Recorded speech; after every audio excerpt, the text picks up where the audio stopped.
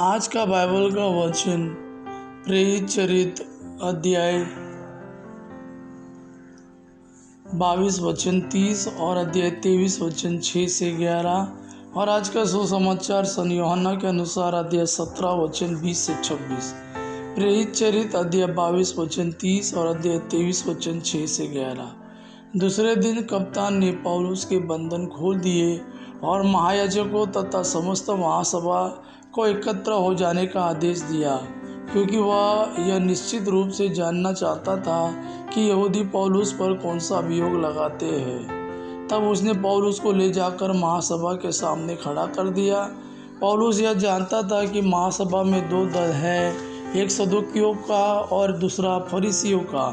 इसलिए उसने पुकार कर कहा, भाइयों, मैं हूँ फरीसी और फरीसियों की संतान। मृतकों के पुनरुत्थान की आशा के कारण मुझ पर मुकदमा चल रहा है। पौलुस के इन शब्दों पर फरीसियों तथा सदूकियों में विवाद होने लगा और उनमें फूट पड़ गए, क्योंकि सदूकियों की धारणा है कि न तो पुनरुत्थान है, न स्वर्गदूत और न आत्मा, परंतु फरीसी इन पर विश्वास करते हैं। इस प्रकार बड़ा कोलाहल मच गया। फरीसी दल के कुछ शास्त्री खड़े हो गए और पुकार कर कहने लगे, हम इस मनुष्य में कोई दोष नहीं पाते। यदि कोई आत्मा अथवा स्वर्गदूत उससे कुछ बोला हो तो।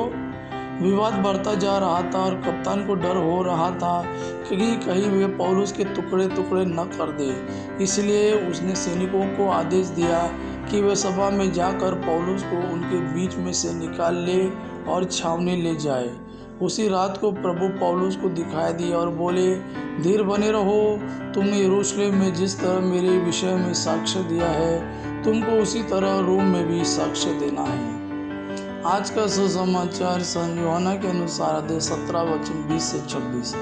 यीशु ने अपनी आंखें ऊपर उठाई और यह कहा, हे परम पावन पिता, मैं न केवल इनके लिए विनती करता हूँ, बल्कि उनके लिए भी जो इनकी शिक्षा सुनकर मुझ में विश्वास करेंगे। सब के सब एक हो जाए। हे पिता, जिस तरह तू मुझ में है और मैं तुझ में, उसी तरह वे भी हम में एक हो जाए, जिससे संसार यह विश्वास करे कि तूने मुझे भेजा है।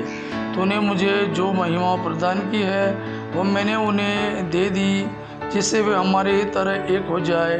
मैं उनमें रहूं और तू मुझ में, जिससे वे पूर्ण रूप से एक हो जाए और संसार यह जान ले कि तूने मुझे भेजा है और तूने जैसा मुझे प्यार किया है वैसा ही उन्हें भी प्यार किया है। हे पिता, मैं चाहता हूँ कि तूने जिन्हें मुझे सौंपा है वे जहाँ मैं हूँ मेरे साथ रहे, जिससे वे मेरी महिमा देख सके जिसे तूने मुझे प्रदान किया है, क्योंकि तूने संसार की सृष्टि से पहले मुझे प्यार किया है। हे न्याय पिता, संसार ने तुझे नहीं जाना, परंतु मैंने तुझे जाना है और यह जान गए कि तूने मुझे भेजा है। मैंने इन पर तेरा नाम प्रकट किया और प्रकट करता रहूँगा, जिससे तूने जो प्रेम मुझे दिया है वह प्रेम इनमें बना रहे और मैं भी इनमें बना रहूँ। यह प्रभु का वाणी है। प्रभु को धन्यवाद। आपा पिता की महिमा और पुत्र यीशु का प्रेम आप पर सदा सर्वदा बना रहे। आमीन।